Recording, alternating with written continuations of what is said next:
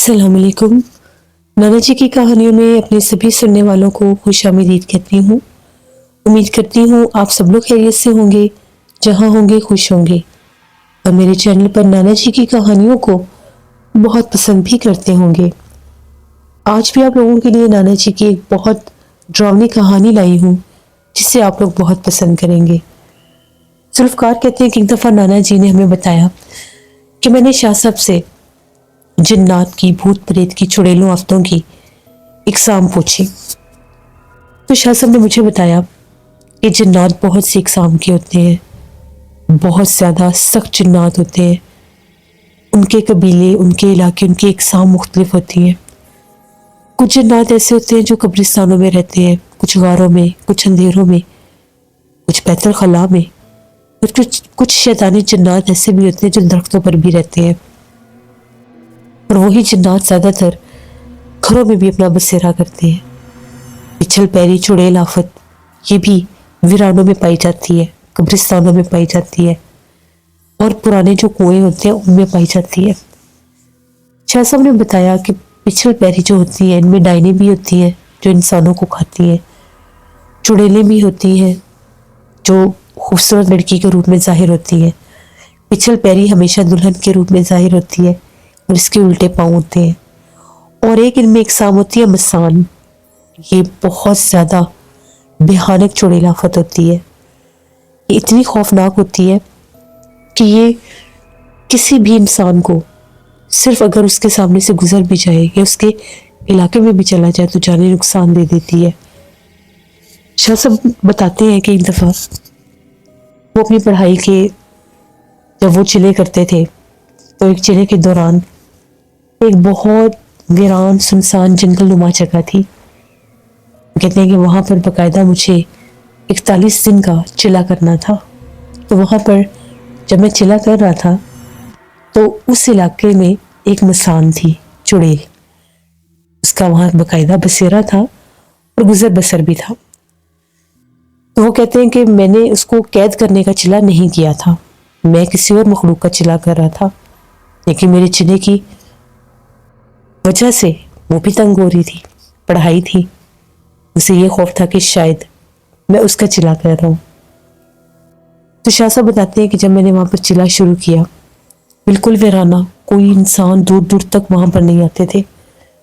जंगल नुमा हिस्सा था वो, जहाँ पर बाकायदा एक कमरा बनवाया गया उनके अमलियात के लिए। मिट्टी का कमरा था, दरवाज़ा खिड़की लगी हुई थी। शाह साहब कहते हैं कि जैसे मैंने वहाँ पर पढ़ाई शुरू की, डर तो मुझे भी था कि मुझे उसकी मौजूदगी ज़ाहिर हो गई थी। तो हर रोज़ रात को एक काले रंग की बकरी बाहर आकर बैठ जाती थी, अजीबोगरीब आवाज़ें निकालती थी। बैठे बैठे बकरी का वजूद बहुत बड़ा हो जाता था, एक गाय जितना, बिल्कुल काली स्याह बकरी।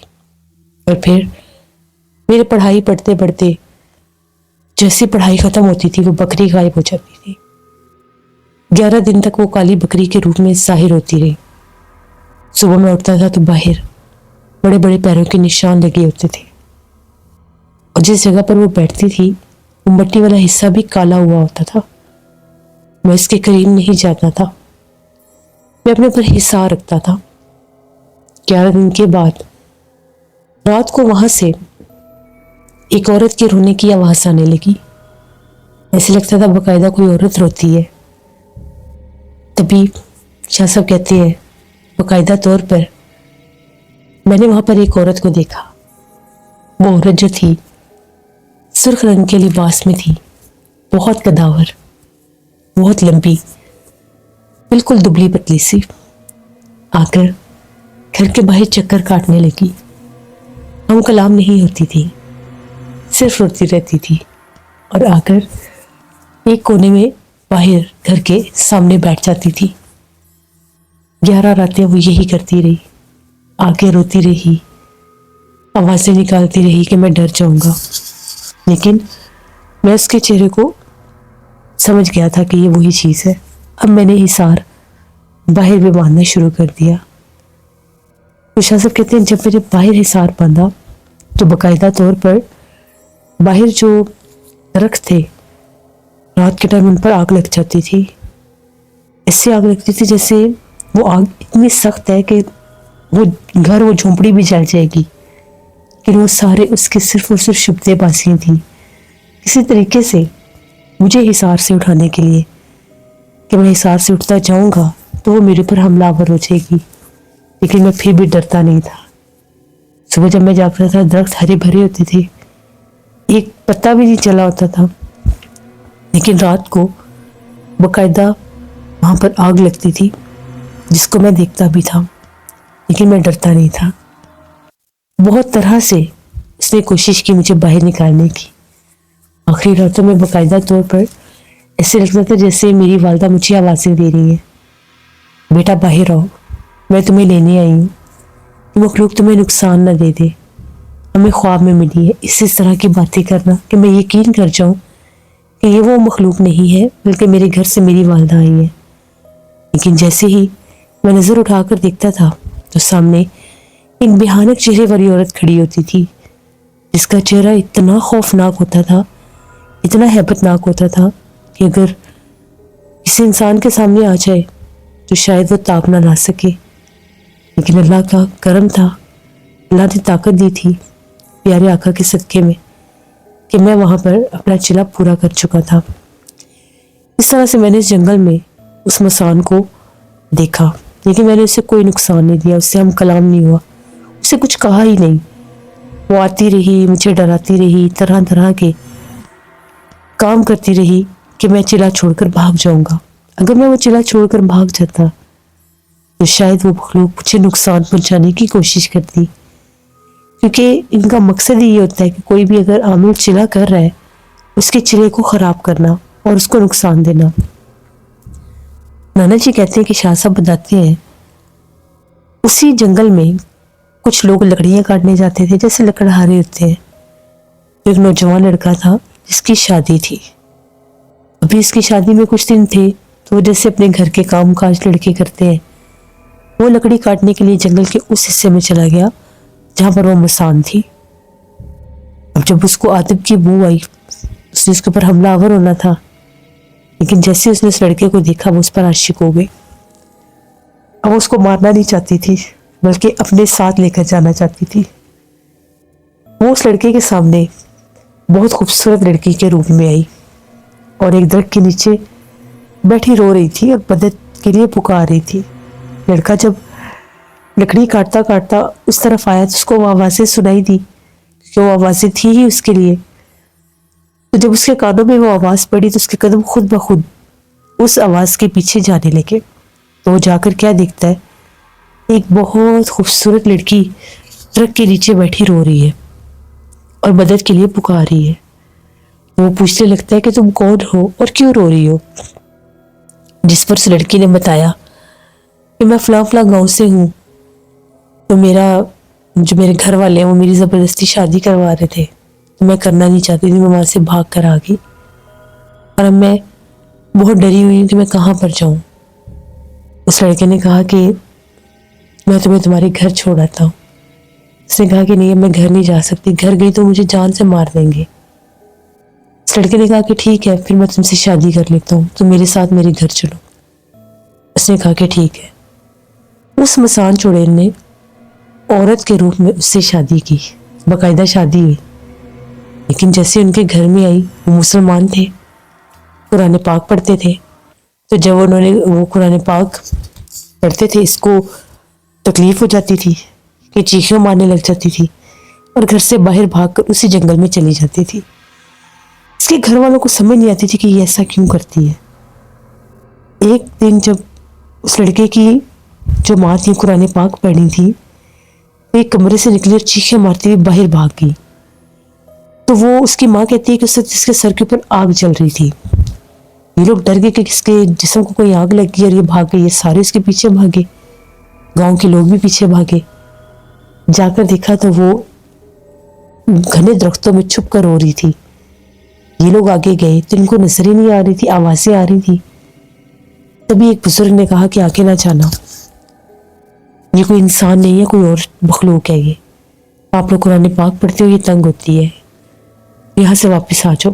یہ لوگ ڈر کے واپس آ گئے. شام کو اس لڑکے کو پتہ چلا، وہ ان کی بات پر یقین نہیں کر رہا تھا۔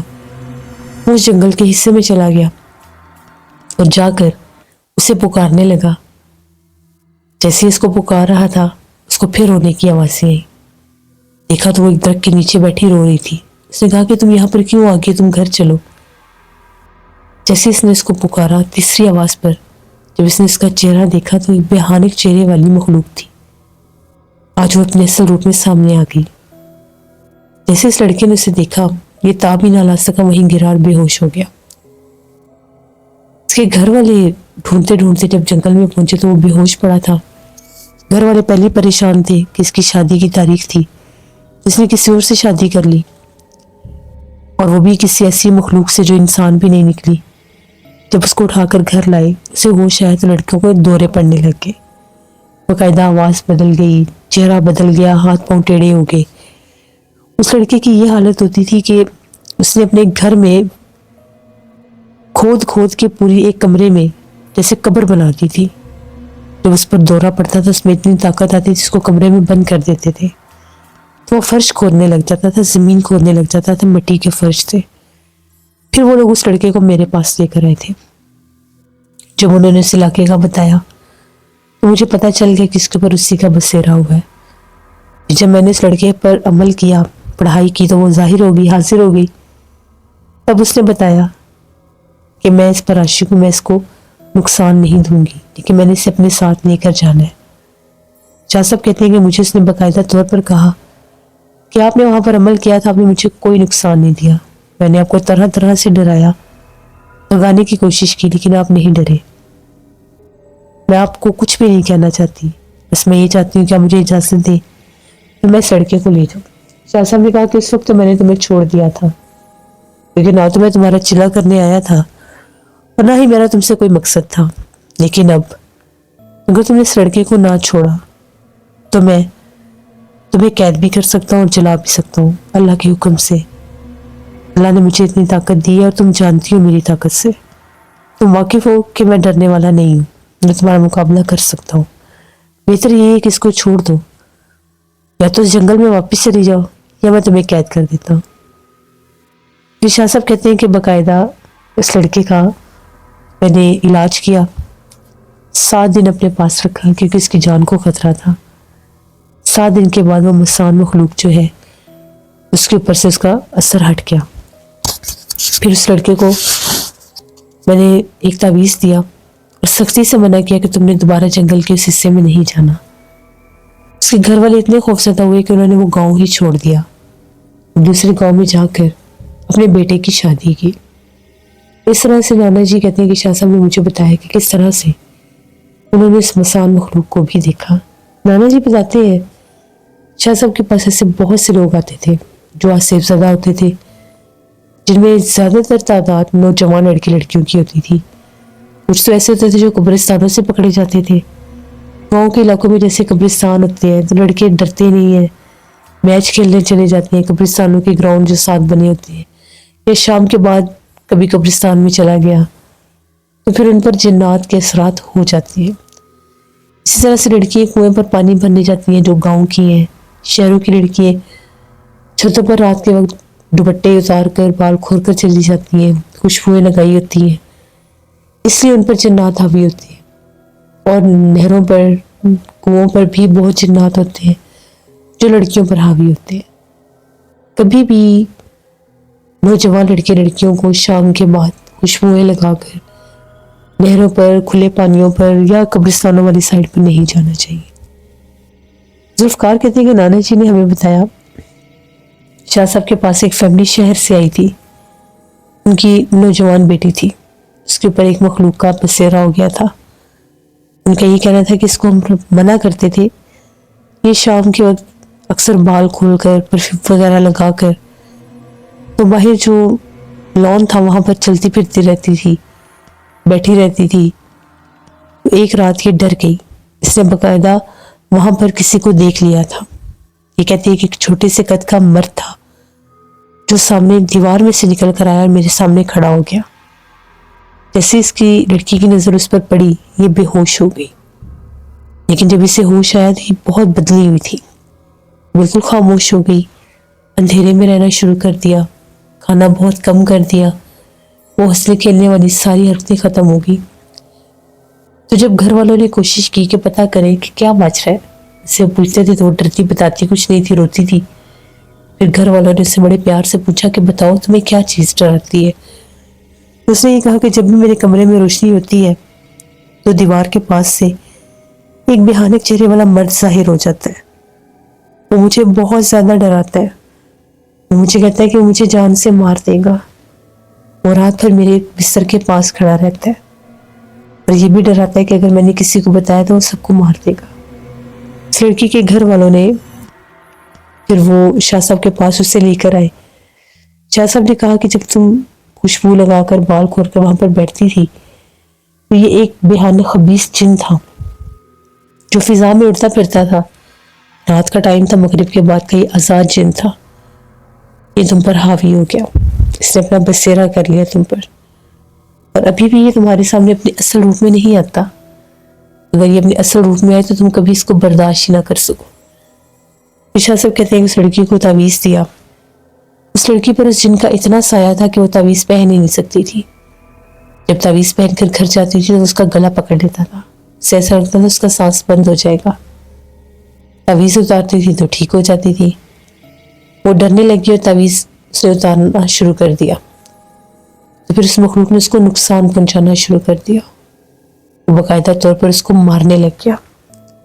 پھر میرے پاس لے کر آئے تو میں نے اس لڑکی کو سختی سے کہا کہ تعویذ نہیں اتارنا، 11 دن تک گلے میں رکھ لو پھر یہ جان چھوڑ دے گا۔ وہ اس کے گھر والے بتاتے ہیں کہ بڑی مشکل سے 11 دن گزرے، یہ روتی تھی، چلاتی تھی، اس کا گلا بند ہو جاتا تھا، ہم لوگ پاس بیٹھ کر آئے تھے، کرسی پڑھتے رہتے تھے۔ 11 دن کے بعد جب 12واں دن آیا تو اس لڑکی کے اوپر سے اس کا بسیرا ہٹ گیا، اس طرح سے وہ لڑکی ٹھیک ہوئی، پھر اس کے گھر والوں نے اس کی شادی کر دی تھی۔ اس طرح سے نانا جی بتاتے ہیں کہ بہت سے لوگوں کے ساتھ معاملات ہوتے ہیں، اللہ سے رحم مانگنا چاہیے، کبھی بھی شام کے بعد درختوں کے نیچے ایسی جگہوں پر نہیں جانا چاہیے، اپنی زندگی کی حفاظت سب سے ضروری ہے، ہر چیز سے پہلے۔ جو لوگ بھی نہروں پر، قبرستانوں میں یا ایسے کھلی جگہوں پر رات کے ٹائم جاتے ہیں تو کوشش کریں اپنے اوپر آیت الکرسی کا حصار پڑھ کر جائیں، درود پاک پڑھ کر جائیں کہ یہ مخلوقات آپ پر حاوی نہ ہو۔ اللہ نہ کرے اگر یہ مخلوقات ایک بار حاوی ہو جائے پھر انسان کی جان نہیں چھوڑتی۔ یہ تھی آج کی خوفناک کہانی، امید کرتی ہوں نانا جی کی کہانی آپ لوگوں کو پسند آئی ہوں گی۔ آپ لوگ جو میرے چینل کو وزٹ کر رہے ہیں زیادہ سے زیادہ میرے چینل کو سبسکرائب کریں اور مجھے سپورٹ کریں، انشاءاللہ اس پر اسی طرح سے خوفناک کہانیاں آتی رہیں گی۔ اپنا بہت سا خیال رکھیے گا، اپنی ڈھیر دعا میں مجھے، میری فیملی، میرے پورے پاکستان کو یاد رکھیے گا۔ Thank you for listening my stories, stay tune, اللہ حافظ۔